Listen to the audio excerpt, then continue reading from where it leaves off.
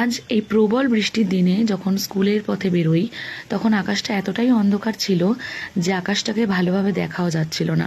সকাল 7টাকে মনে হচ্ছিল ভোর 4টে। আর যখন ফিরছি তখন টোটো এত দুলছে মনে হচ্ছে আমি এখন সমুদ্রের মধ্যে, এই বোধহয় একটা ডুব মারবো, এই বোধহয় মানে মৃত্যু অবধারিত নয়, হাত পা ভাঙবে।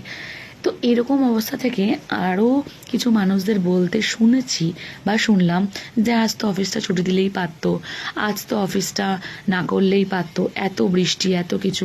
হ্যাঁ সত্যি, মানুষ প্রবল অসুবিধা নিয়েই তার গন্তব্যে পৌঁছেছে। আমাদের কিছু সেক্টর বাদ দিলে বেশ কিছু সেক্টর আছে যেখানে কিন্তু মানুষকে যে কোনো উপায়েই পৌঁছতে হবে। ধরে নিন ফায়ার, ধরে নিন মেডিকেল সার্ভিসের জায়গাগুলো। যদি আপনি আপনার কোনো অসুস্থ ব্যক্তিকে নিয়ে যান হাসপাতালে আর সেখানে যদি এক্সকিউজ হয়ে গিয়ে থাকে এই জল আর বৃষ্টি, আপনার কেমন লাগবে?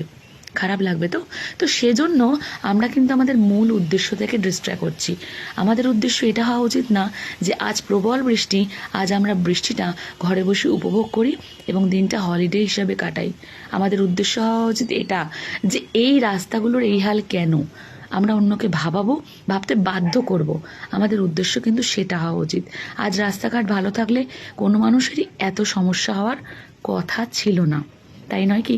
ভেবে কমেন্ট বক্সে জানিয়ে যান।